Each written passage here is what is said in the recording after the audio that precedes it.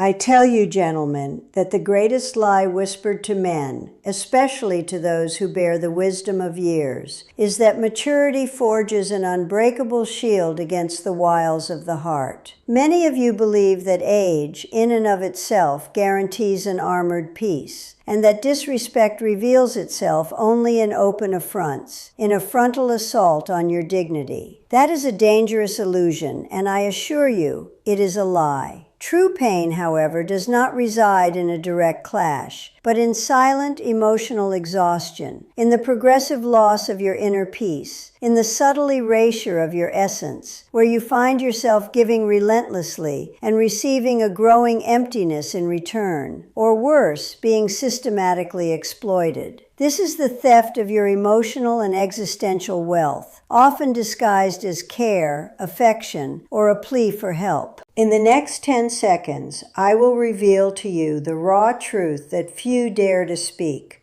The cruelest disrespect does not manifest in shouts.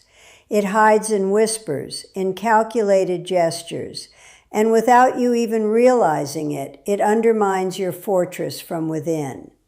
The first signs of decay are rarely a collapse. Instead, they are subtle fissures, almost imperceptible. You, as the discerning architect of your own peace, must recognize these initial cracks in the foundation of any new connection. The first signal, often overlooked, is the interrupted story. You begin to share an anecdote, a piece of your seasoned wisdom, only to find yourself abruptly cut short. It is not an accident. It is an early tremor testing the solidity of your presence. This constant interruption is not merely rude. It is a declaration of your narrative's insignificance.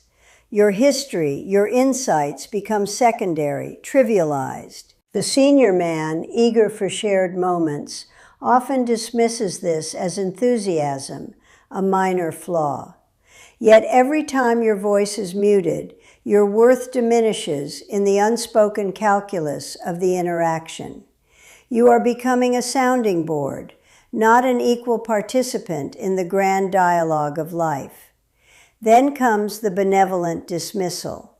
You offer an opinion, a perspective honed by decades, and it is met with a patronizing smile, a gentle wave of the hand. "Oh, that's sweet, but things are different now," she might say. This is not disagreement. It is the deliberate invalidation of your accumulated experience. Your wisdom is deemed antiquated, irrelevant, reducing your intellectual contribution to a quaint artifact. This erodes the structural integrity of your emotional bank account. This subtle invalidation, cloaked in a veneer of pseudo-affection, is a corrosive agent. It whispers that your past is a burden, your present obsolete. You may find yourself retracting, hesitating to speak, fearing the condescending nod. This creates a dangerous precedent, where your insights are no longer valued as pillars of strength, but viewed as fragile, outdated ornaments. Do you truly believe your life's lessons are so easily discarded? These initial fractures, the interrupted story, and the benevolent dismissal, are merely the surface indications. They are the early warnings that the integrity of your personal architecture is under siege. Ignoring them allows deeper, more destructive forces to take hold, compromising the very foundation of your self-respect. Understand this. The subsequent signs you will encounter are far more sophisticated, insidious, and exponentially harder to detect without a keen, unyielding eye. These initial fractures, the interrupted story, and the benevolent dismissal, are merely the surface indications. They are the early warnings that the integrity of your personal architecture is under siege. Ignoring them allows deeper, more destructive forces to take hold, compromising the very foundation of your self-respect. Understand this. The subsequent signs you will encounter are far more sophisticated, insidious, and exponentially harder to detect without a keen, unyielding eye. The silent escalation begins with the delegated decision. You, the experienced leader, suddenly find yourself consulted only on trivialities, the choice of dinner, the color of curtains, never the substantial matters that demand your seasoned judgment. Your input on financial strategies, life choices, or future plans is conspicuously absent, a silent declaration that your wisdom is deemed secondary. Each ignored opportunity for meaningful contribution is a quiet debit from your emotional bank account. This consistent exclusion from vital decisions slowly diminishes your perceived value, both to yourself and within the relationship's unspoken hierarchy. The senior man, eager to contribute, might initially rationalize this as her independence, but it is a calculated devaluation. Your role is subtly shifted from partner to peripheral advisor, impacting your internal balance sheet of self-worth. You are not a collaborator. You are a resource to be selectively deployed. Next, brace for the public correction. You offer a fact, share an opinion, or recount an event only to be corrected in front of others, often with a dismissive tone. This isn't about accuracy. It's a strategic maneuver to undermine your authority, to paint your memory or judgment as flawed. This public diminution extracts a heavy toll, a direct and humiliating withdrawal from your accumulated social capital, leaving a profound deficit. This tactic chips away at your standing, eroding the very respect you have diligently built over decades. The senior man, confronted with such overt challenges, often feels a profound internal conflict, torn between preserving peace and defending his dignity. This repeated public invalidation drains your confidence, forcing you to question your own narrative, making you wary of speaking your truth. It's a slow bleed, emptying your reserves. Finally, beware the comparative compliment. You're so much better than other men, she might say, praising you for not embodying some negative archetype. This is not genuine admiration. It's a manipulative comparison designed to make you grateful for being merely adequate, complicit in her low expectations. It's a veiled insult, binding you to an undeserved sense of obligation. What is the true balance in your emotional account now? But understanding the signs is only half the journey. Now, let's delve into why they happen and how to transform this into your power. You have observed the initial battles, the skirmishes at the gates of your fortress. Yet merely repelling an attack does not win the war. The senior man must shift his perspective from reactive defense to proactive strategy, understanding the enemy's motivations and his own vulnerabilities. This is where true mastery begins. The psychology behind these probes is not complex. It's predatory. Psychology tells us that some individuals seek not partnership, but resources, viewing the senior man as an opportunity. They test the boundaries like a reconnaissance mission to gauge your emotional and financial willingness to concede. Each interruption or dismissal is a small investment on their part, revealing your tolerance for disrespect, outlining the terrain for future advances. Your vulnerability, gentlemen, often lies in a well-intentioned but misplaced desire for connection.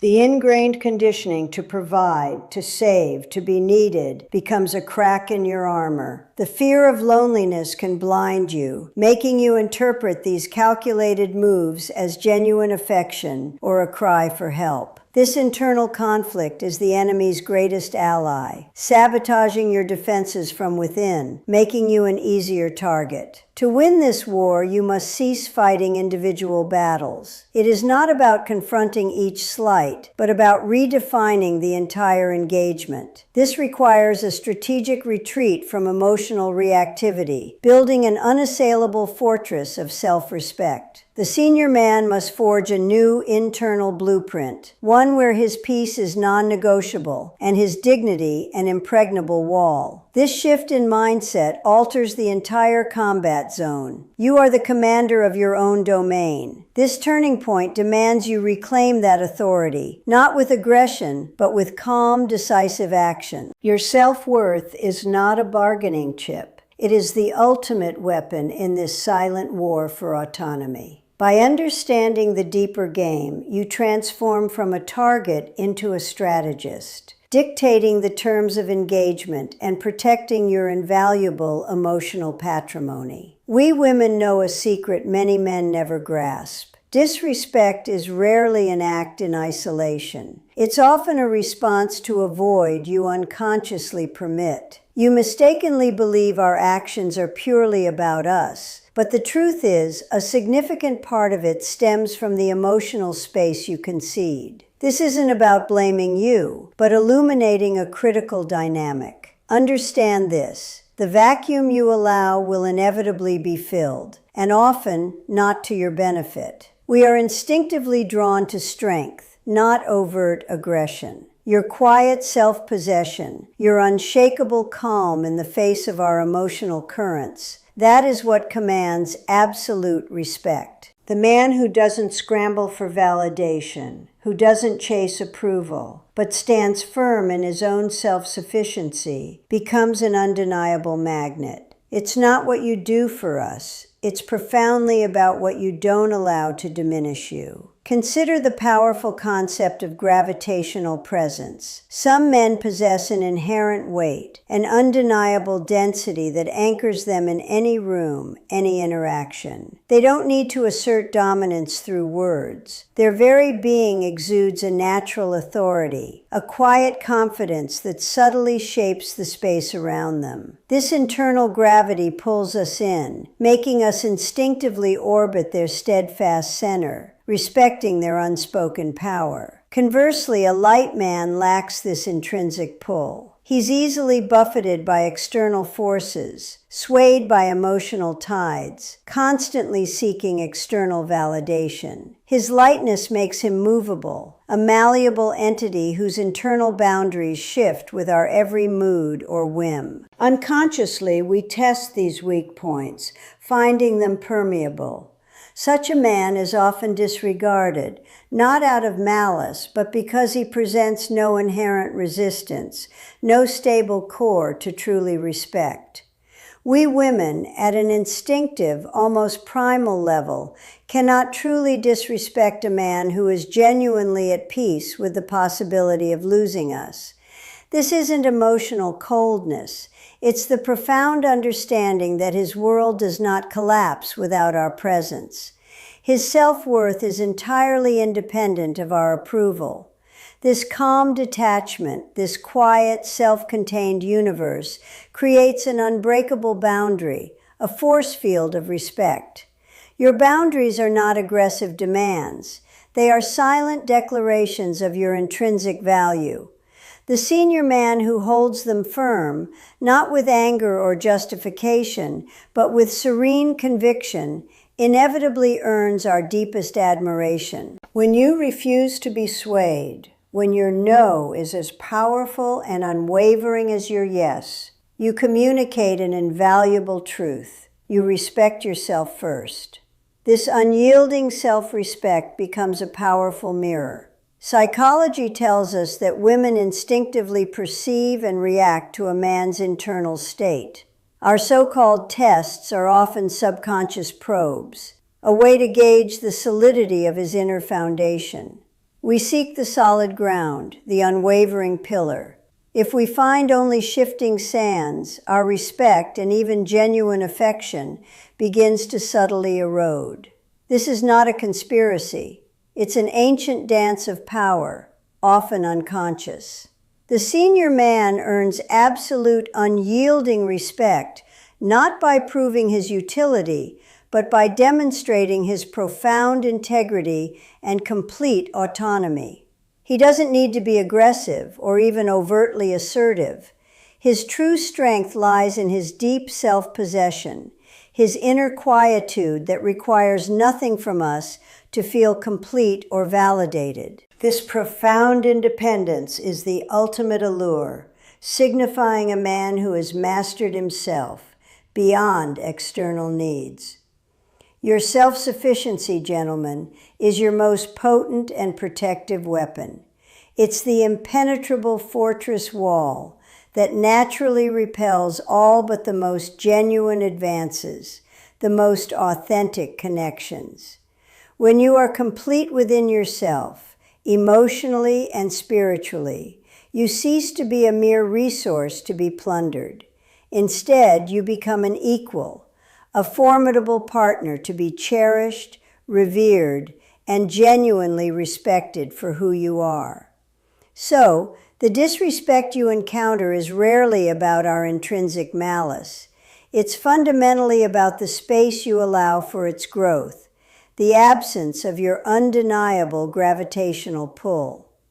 Reclaim your internal weight, solidify your unshakable presence, and then observe how the world, especially the feminine world, effortlessly reconfigures itself around your undeniable and commanding force. Your true, lasting power resides in the unwavering fortress of your inner calm. We women reveal a truth often obscured. The respect we ultimately bestow is never truly given. It is earned, a direct echo of the self-respect you project. Our tests are not arbitrary cruelties, but instinctive probes seeking the bedrock of your character. We cannot genuinely diminish a man who holds his internal fortress with unwavering conviction, for his self-worth is a shield impenetrable to our subtle, often unconscious assaults. Imagine yourself as the lighthouse, not the vessel tossed by the storm. We navigate your currents, testing your structure not to destroy, but to feel the reassuring strength of your foundations. We need to know that your light is constant, that your boundaries are unyielding. Only then can we trust that your presence offers a genuine harbor, a steadfast point of reference in our own emotional seas. This journey, gentlemen, is not about fighting us, but about conquering yourself. It's about cultivating an inner calm, a profound autonomy that renders you unmovable. Reflect on the quiet power of self-mastery, the unassailable peace found in valuing your dignity above fleeting desires. Your emotional and material patrimony demand nothing less than this unwavering internal vigilance. If these truths resonate, if you recognize the architect within, then join this growing community. Subscribe to continue this vital dialogue and share your own insights in the comments below. Let us build a collective understanding where wisdom prevails, and every senior man stands as a testament to his own formidable internal strength. Your unwavering self-mastery is your most profound allure. A man's self-mastery is his greatest magnet.